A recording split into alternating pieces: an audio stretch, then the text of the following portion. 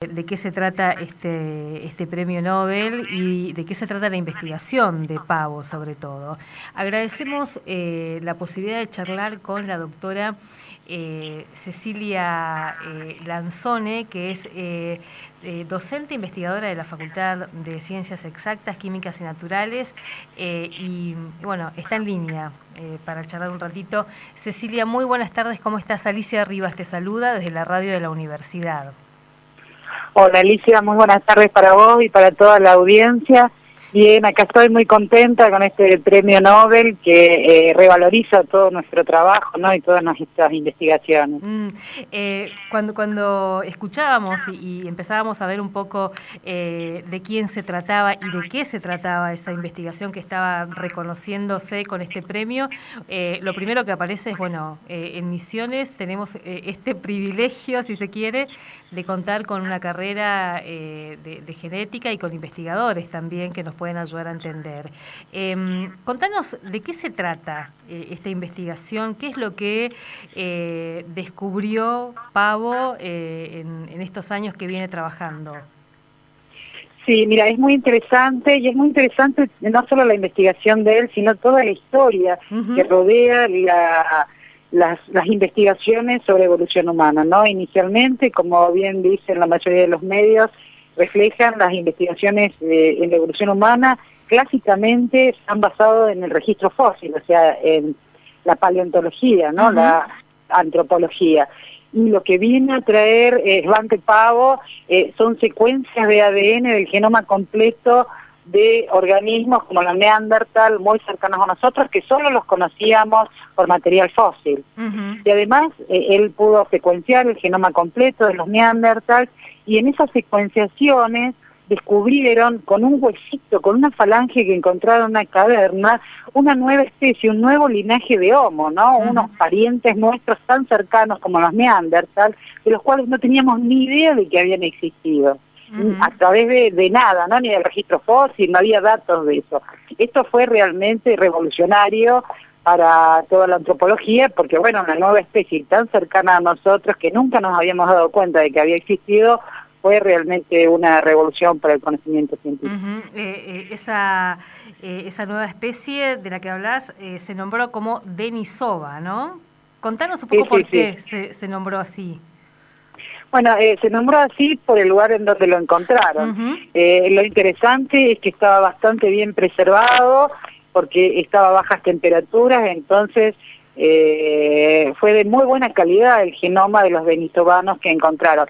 Y una de las cosas que Svante Pavo tiene una trayectoria larguísima en estudios de evolución humana. Yo lo conocí sus trabajos desde hace mucho tiempo, cuando ingresé a la cátedra de evolución. El profesor, que era Enrique Martínez, ya hablaba de él, que era un antropólogo muy reconocido, y me enseñó un montón. Y una de las cosas también más sorprendentes que descubrió Pavo es que Homo sapiens, o sea, nuestro linaje, hibridó, o sea, tuvo hijos tanto con Neandertal como con denisovanos. Hay parte de nuestro genoma que es, en realidad no es nuestro propiamente dicho, sino que los hemos heredado tanto de los Neandertal como los denisovanos. Es muy poquito lo que hemos heredado, está alrededor de entre el 1 y 4%, 6%, dependiendo el organismo que se estudia, ¿no es cierto?, porque somos todos genéticamente diferentes. Pero esos genes que tenemos, tanto de Neandertal como de denisovanos, son genes claves, no son cualquier gen. Son genes que evidentemente nos han sido muy útiles en el momento de la migración. Por ejemplo, los genes Neandertal que están en el genoma humano son genes directamente relacionados al sistema inmunológico. O sea que cuando Sapiens llega a donde estaba Neandertal, Sapiens no estaba preparado inmunológicamente para los patógenos que estaban en ese lugar. Evidentemente, los hijos de las cruzas entre Sapiens y Neandertal tenían una ventaja sobre los otros porque podían incorporar estos genes que ya estaban como acostumbrados a los patógenos del lugar y eran más resistentes a esas enfermedades. Por su parte, los denisovanos, que esto también es muy interesante, los genes de denisovanos que están en Sapiens son genes que son los responsables de la adaptación a alturas muy grandes. Viste que las alturas, cuando estás en altura muy elevadas, Uh-huh. hay poco oxígeno. Sí. Entonces no es fácil vivir en esos lugares. Estos genes denisovanos, evidentemente los denisovanos habían estado durante mucho tiempo ahí, ya habían sido seleccionados y estaban adaptados a esas condiciones extremas ambientales, y en esa cruza pasaron justamente esos genes a su descendencia híbrida con sapiens. La verdad que fue fantástico para nosotros, porque eso nos ayudó a colonizar todas las partes del planeta que hemos colonizado, ¿no? Que Y además, leyendo un poco sobre esto que vos contás, un poco también nos va dando pistas de hasta geográficamente dónde podemos encontrar, entre comillas, a los herederos de los Neandertal y a los herederos de esta otra especie también, ¿no? Geográficamente inclusive. Claro, de hecho, por ejemplo, los Homo sapiens africanos Uh-huh. no tienen estos genes, Uh-huh. porque los que quedaron en África nunca entraron en contacto con estas poblaciones y nunca hibridaron. Claro. O sea, no todos los seres humanos tienen estos genes. Pensá que es una parte muy chiquitita, ya te digo, entre el 1 y 4%, ¿no? Pero sí, exactamente, dependiendo de la región geográfica, tenemos distintas combinaciones génicas que son más favorables para los ambientes esos en donde nos encontramos. Ahora, decían también que a partir de estos hallazgos, hoy se pueden seguir como ampliando las miradas y identificando, por ejemplo, en qué influyen estos genes, aunque sean tan poquitos o tan chiquitos, hoy, por ejemplo, en nuestro sistema inmunológico. Seguramente, o sea, son poquitos pero son claves. Ajá. O sea, son recontraimportantes, son significativamente importantes. No es lo mismo tenerlos que no tenerlos. Uh-huh. Sí, claramente. Cecilia, y acá en la Facultad de Ciencias Exactas, en la carrera de genética, ¿hay investigadores que estén siguiendo la línea de Pavo, por decirlo así? Y mira, a nivel de lo que ellos hacen es bastante complejo, porque son laboratorios de alta complejidad, valga la redundancia, ¿no? Fue muy difícil para ellos aislar este tipo de ADN, primero porque está muy degradado, o sea, son pedazos muy chiquititos, porque tienen muchísimos miles de años y eso se degrada, y además porque es muy complicado el tema de la contaminación. Como son especies tan cercanas a las nuestras, cualquier cosita que uno toque que tenga el mínimo contacto con ellos ya está contaminado. Entonces son laboratorios que de alta tecnología que nosotros todavía no tenemos realmente.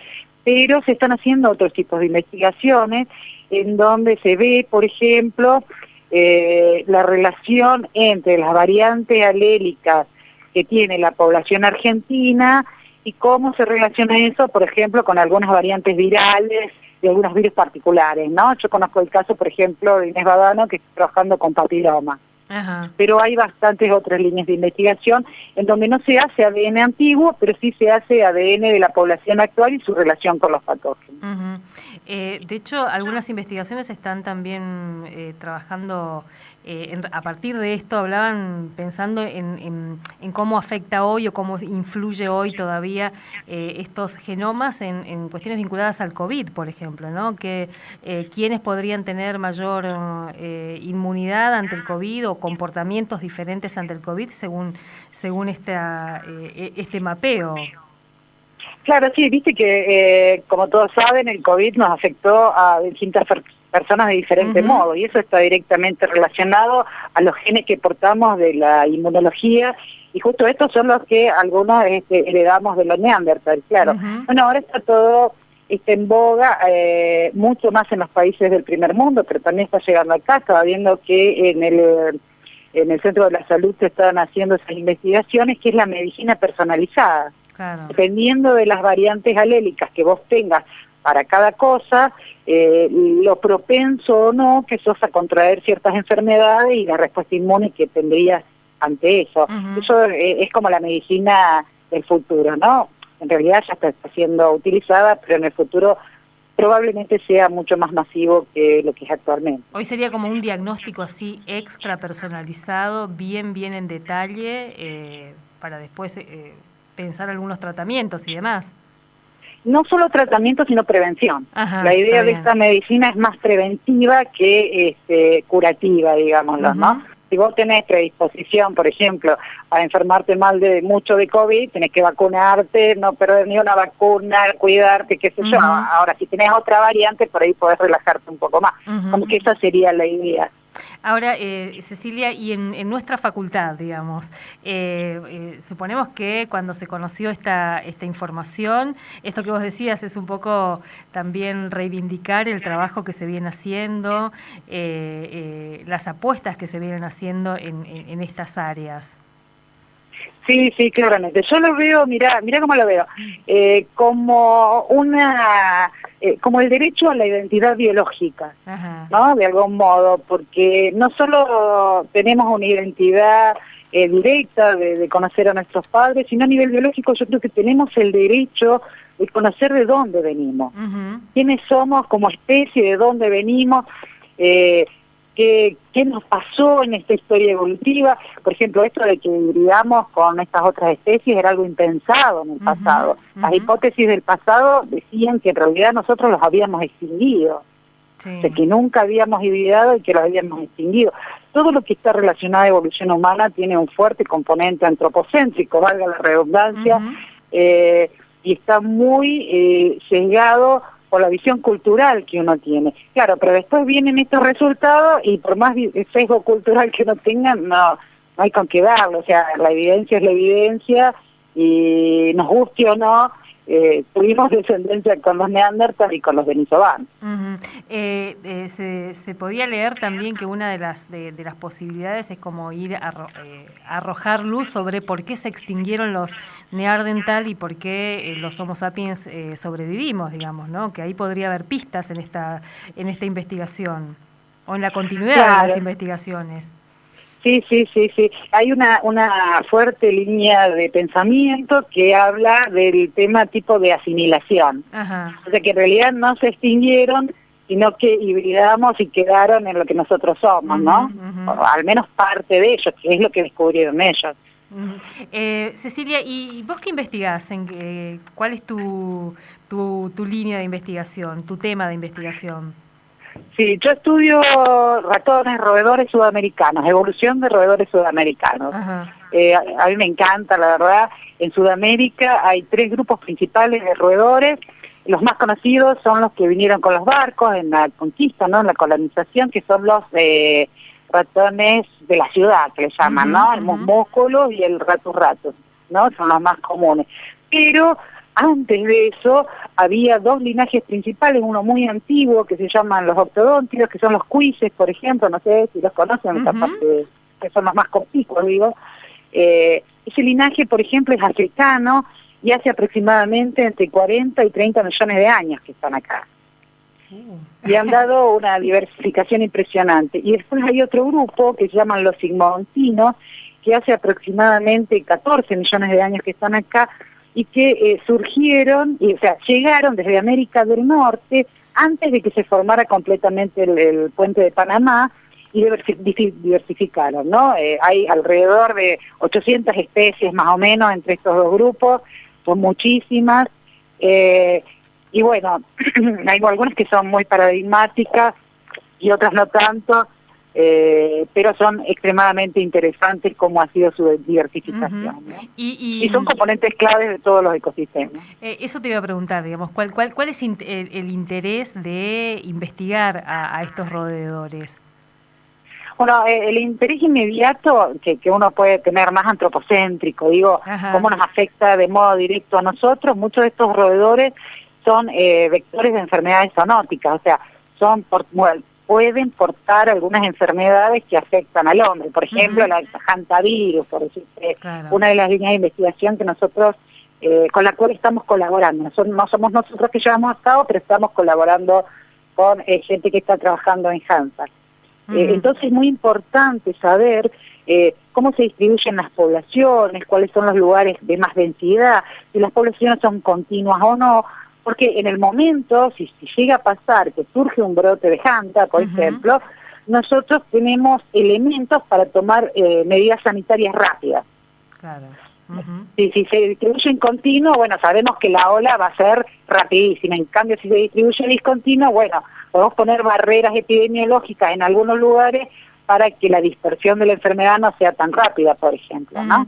¿Y hoy cómo es la población de roedores? Porque hubo ya que hablas del Hanta, hubo un momento en que, o sea, cada tanto aparece, ¿no? Cuando hay algún caso, para no decir un brote o algún caso, también hay como una cuestión así más de alarma y de preocupación, a veces sin saber muy bien de qué se trata y qué condiciones hay como para que pensemos en un brote, además, ¿no? Claro, sí, el Hanta dice que es como complicado porque hay muchas variantes. Hay algunas variantes de Hanta que no se transmite la nombre. Las que se han encontrado en Misiones, por ejemplo, hasta ahora no hay ningún dato que indique que se transmiten al hombre, o sea, a la especie humana, ¿no? Homo sapiens. Sí, las variantes del sur. En el sur es bastante más, Patagonia, ¿no? Claro. Es bastante más complejo y allá se ha visto que los ciclos poblacionales son muy marcados. Cada X cantidad de años hay un aumento poblacional excesivo que si llega a haber un brote ahí, realmente va a ser una cosa preocupante, ¿no? Cuando las poblaciones están bajas, no, porque es más fácil de controlar. Y eso se asocia a ciclos ecológicos con la floración de una caña que florece cada 20 años, 25, no está bien establecido porque depende de las condiciones ambientales. Cecilia, bueno, te agradecemos muchísimo este tiempo para charlar un ratito, para también ayudarnos a volver un poco más próximo esto que se cuenta como, en principio, este premio Nobel, esta investigación que fue premiada y un poco también el trabajo de nuestra facultad y de la carrera de genética aquí. Así que te agradecemos muchísimo. Gracias a ustedes por comunicarse y por el interés. Un abrazo, hasta luego. Hablábamos con la doctora Cecilia Lanzone, ella es docente investigadora de